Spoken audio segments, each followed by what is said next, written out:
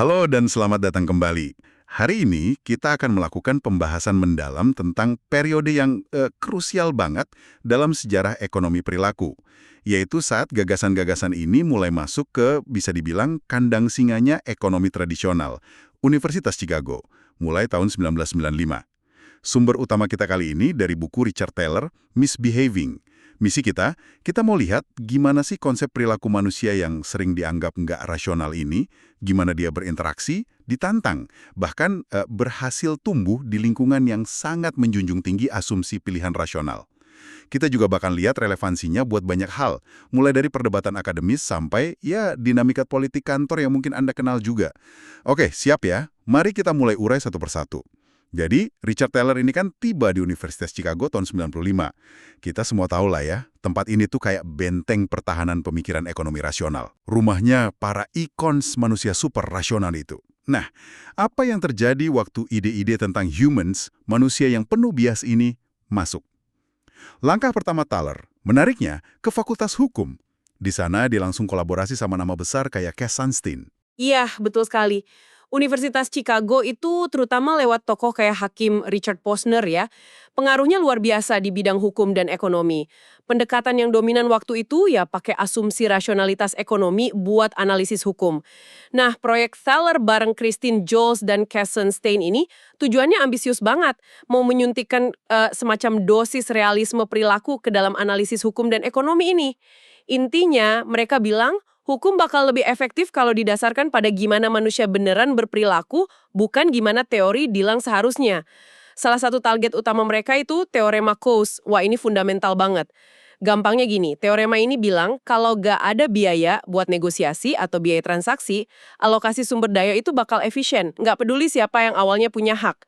Contoh klasiknya itu, teman sekamar yang satu suka musik keras, satu suka tenang. Kata Koase, asal bisa ngobrol tanpa biaya, ya mereka bakal nemu solusi optimal soal berisiknya gitu, nggak peduli siapa yang punya hak.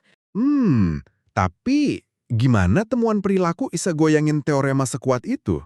Rasanya kok aneh ya kalau hak awal nggak penting sama sekali.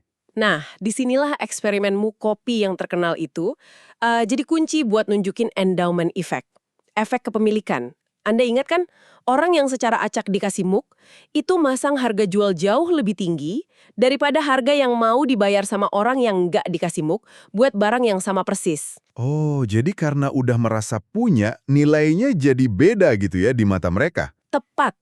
Ini nunjukin kalau hak kepemilikan awal itu penting banget pengaruhnya ke nilai yang kita kasih ke sesuatu. Bahkan tanpa biaya transaksi, kita cenderung nilai lebih tinggi apa yang udah kita punya. Ini bias sistematis yang ya diabaikan sama teorema Coase, yang asumsinya nilai itu objektif. Jadi bukan cuma soal, katakanlah, ikatan batin sama MUK itu ya, tapi emang bias kognitif yang sistematis. Wah, itu implikasinya bisa gede dong buat hukum ganti rugi atau sengketa properti misalnya. Tentu saja, implikasinya luas banget, dan reaksi dari kubu tradisional, kayak Posner itu, nunjukin betapa fundamentalnya tantangan ini. Di sebuah lokakarya gitu, waktu ide ini dipresentasiin, Posner langsung bilang kalau pendekatan perilaku ini, kutipannya, sama sekali tidak ilmiah. Keras banget kan? Wah, nggak main-main ya serangannya. Iya, ini bukan sekedar debat akademis biasa. Ini udah pertarungan pandangan dunia soal sifat dasar manusia dan cara kita ambil keputusan.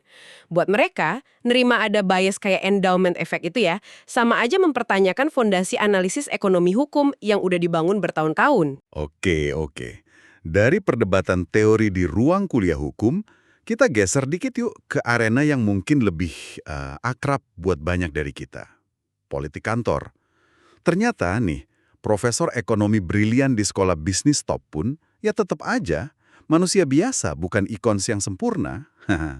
Ada cerita menarik dari Chicago Booth School of Business sekitar tahun 2002. Waktu itu mereka mau pindah ke gedung baru yang lebih keren. Nah, proses alokasi kantor barunya ini dirancang cukup rumit. Mungkin terlalu rumit malah. Jadi, para fakultas senior dibagi jadi beberapa kelompok atau bins gitu. Dasarnya campuran senioritas sama status akademik yang nentuin wakil dekan waktu itu John Gould. Terus, urutan milih kantor di dalam tiap kelompok diundi acak. Masalahnya, baik kriteria penentuan kelompok maupun hasil undiannya itu nggak dikomunikasikan secara transparan. Untungnya, ada satu profesor yang proaktif banget, namanya Anil Kashyap. Dia inisiatif ngumpulin jadwal, milih dari semua kolega, terus nyusun daftar urutan lengkapnya, dan disebarin. Dan disinilah drama dimulai. Ada profesor senior yang sangat dihormati, kita panggil aja Archie. Dia meledak marah. Kenapa? Karena berdasarkan senioritas dan reputasinya, dia yakin banget harusnya masuk kelompok paling top, bin A. Tapi ternyata dia ditaruh di kelompok B. Dan yang bikin makin marah, hasil undian bikin dia dapat giliran milih hampir paling akhir di kelompok B. Bahkan setelah beberapa kolega yang jauh lebih junior. Wah. Dia merasa ini penghinaan. Perlakuan nggak adil banget. Prosesnya dianggap nggak menghargai senioritas dan kontribusinya sama sekali. Situasi ini, ya ampun meskipun kayaknya sepele ya soal rebutan kantor doang.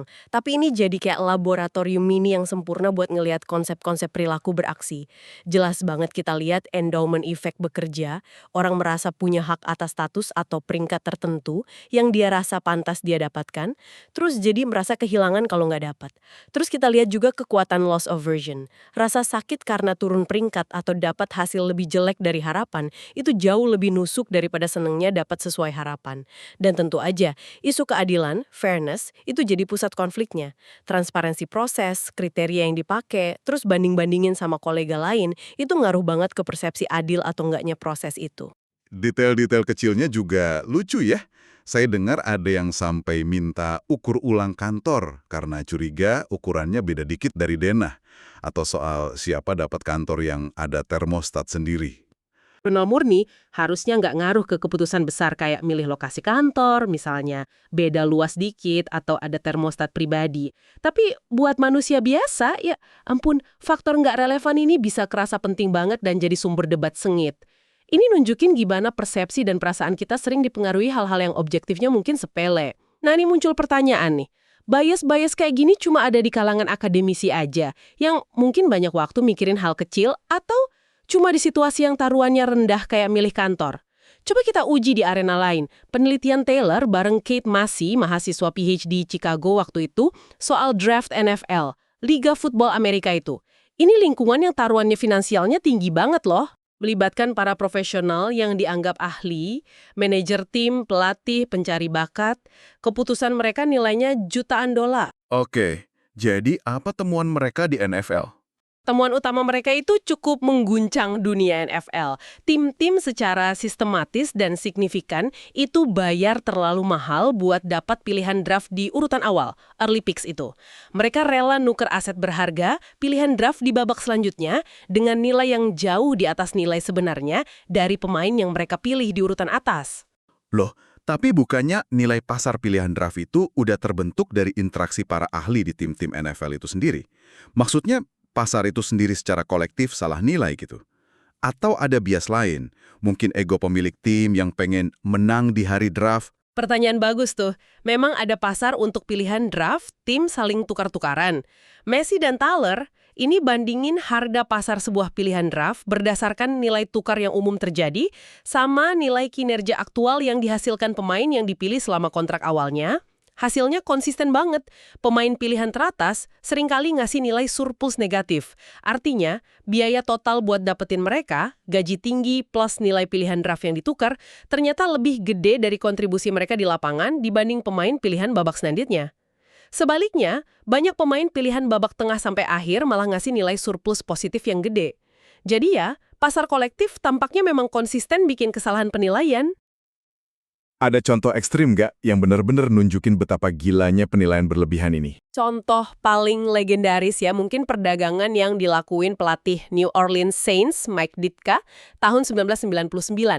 Dia saking terobsesinya sama satu running back, Ricky Williams, dia nukerin semua pilihan draft timnya tahun itu, plus pilihan babak pertama dan ketiga tahun berikutnya. Cuma buat naik dari posisi 12 ke posisi 5 buat milih Williams. Gila. Semua pilihan draft ditukar. Iya, semua. Itu pertaruhan gila banget. Ngorbanin potensi aset masa depan sebanyak itu cuma buat satu pemain yang dianggap pasti jadi. Hasilnya, ya bisa ditebak lah. Tim Saints nggak membaik signifikan. Ditka akhirnya dipecat. Meskipun Williams jadi pemain yang lumayan bagus, kontribusinya nggak pernah sepadan sama harga yang dibayar tim. Kalau buktinya udah cukup jelas dari riset kayak gini, kenapa ya tim-tim kayaknya kok ngulangin kesalahan yang sama terus? Apa overconfidence manager dalam milih pemain itu kuat banget? Atau ada tekanan dari fans dan media buat harus dapat bintang di pilihan awal? Kemungkinan besar sih kombinasi dari banyak faktor perilaku ya. Overconfidence jelas ada. Tiap manajer ngerasa dia yang paling jago identifikasi bakat. Padahal sejarah nunjukin susah banget prediksi di draft NFL. Terus ada availability bias, bias ketersediaan. Contoh sukses superstar pilihan awal kan nyolok banget di media dan ingatan kita. Sementara yang gagal cenderung dilupain. Pengaruh pemilik tim yang mungkin jatuh cinta sama pemain tertentu dan ngabaikan data juga nggak bisa diremehin. Plus, ada konsep limits of arbitrage, batas arbitrase. Tim yang pinter dan tahu pilihan awal dinilai ketinggian, itu nggak bisa gampang manfaatin kesalahan tim lain. Nggak ada cara buat short selling pilihan draft yang kemahalan. Nggak bisa nge-short ya? Oke. Iya, Anda nggak bisa taruhan ngelawan tim lain yang bikin keputusan jelek, jadi kesalahan penilaian bisa bertahan lama di pasar. Wah, menarik banget. Nah, dari analisis pasar dan bias individu ini, kita sampai ke bagian yang menurut saya sangat menarik nih. Gimana wawasan soal perilaku manusia ini nggak cuma ngejelasin apa yang terjadi, tapi juga bisa dipakai secara proaktif. Buat apa? Buat ngerancang kebijakan publik yang lebih efektif. Kita bahas pengembangan program Save More Tomorrow atau S-Mart oleh Thaler bareng Shlomo Benartzi. Kita ingat kan masalah perilaku klasik yang coba diatasi S-Mart? Ada inersia, kecenderungan orang buat nggak ngapa-ngapain, jadi susah mulai nabung atau naikin kontribusi. Ada loss aversion, orang nggak suka lihat gaji bersihnya kurang meskipun buat tabungan masa depan. Dan ada bias kekinian, present bias atau masalah pengendalian diri. Kita lebih tergoda kepuasan jangka pendek belanja sekarang daripada manfaat jangka panjang kayak dana pensiun. Smart ini dirancang cerdik banget buat ngakalin bias ini. Karyawan daftar sekali, terus tingkat tabungannya otomatis naik bertahap tiap kali mereka dapat kenaikan gaji. Kenaikan tabungannya diambil dari kenaikan gaji, jadi gaji bersih nggak pernah turun. Ini ngatasin loss aversion dan manfaatin inersia buat kebaikan. Cerdas kan? Ibu 4 gitu, di sebuah konferensi di sana, itu benar-benar cerminan benturan ideologi waktu itu. Ada kolega ekonom Chicago yang sangat pro pasar bebas, Casey Mulligan, dia nanya kritis pas sesi tanya jawab. Bukankah ini paternalisme? Nah, perlu kita pahami konteksnya nih. Di lingkungan intelektual Chicago saat itu, dituduh paternalis itu kritik serius banget. Istilah itu konotasinya negatif, kayak pemerintah atau pihak lain terlalu ikut campur, ngebatasin kebebasan individu atas nama kebaikan mereka sendiri. Padahal program Smart kan sepenuhnya sukarela. Karyawan bebas ikut atau enggak, bisa berhenti kapan aja. Nah, nanggepin Mulligan, Thaler secara spontan nyeletuk ide yang kemudian jadi sangat berpengaruh. Mungkin ini jenis paternalisme yang beda. Gimana kalau kita sebut paternalisme libertarian? Paternalisme libertarian, gimana tuh maksudnya? Konsep inilah yang jadi tulang punggung buku Nudge nantinya. Idenya adalah, ini bentuk paternalisme dalam arti kita coba bantu atau dorong, nudge orang ke pilihan yang kemungkinan besar bakal mereka anggap lebih baik buat diri mereka sendiri kalau mereka punya waktu dan info buat mikirinnya. Tapi tetap libertarian, karena kebebasan memilih individu dijaga penuh. Nggak ada paksaan, nggak ada larangan. Pilihan default atau arsitektur pilihannya dirancang buat bantu orang ngatasin bias perilaku mereka yang bisa diprediksi, kayak inersia atau godaan jangka pendek, dan mencapai tujuan mereka sendiri, sebagaimana dinilai oleh diri mereka sendiri, as judged by themselves. Ini beda banget sama paternalisme tradisional yang cenderung maksa atau membatasi pilihan. Jadi intinya membantu orang mencapai tujuan mereka sendiri, tapi dengan cara yang nggak maksa dan tetap menghargai kebebasan memilih ya. Ini jadi ingat kasus Bank First Chicago dulu yang ngenain biaya buat transaksi lewat teller. Secara ekonomi mungkin rasional buat dorong pakai ATM, tapi publik marah karena ngerasa nggak adil. Jadi, paternalisme libertarian ini bukan cuma soal bantu orang capai tujuannya, tapi juga soal ngerancang pilihan atau dorongan itu biar terasa adil dan gampang diterima, bukan cuma efisien secara teknis. Tepat sekali, persepsi keadilan dan kemudahan itu kunci biar nudge efektif dan diterima. Paternalisme libertarian itu sangat memperhatikan gimana pilihan disajikan. Konsep ini kemudian berkembang pesat, apalagi setelah buku Nudge yang ditulis Thaler bareng Cass Sunstein terbit. Buku itu menginspirasi pembentukan unit-unit kebijakan perilaku kayak Behavioral Insights Team di Inggris, terus inisiatif serupa di Amerika Serikat di bawah Obama. Mereka menerapkan prinsip ini di banyak bidang kebijakan publik, dari pajak sampai kesehatan.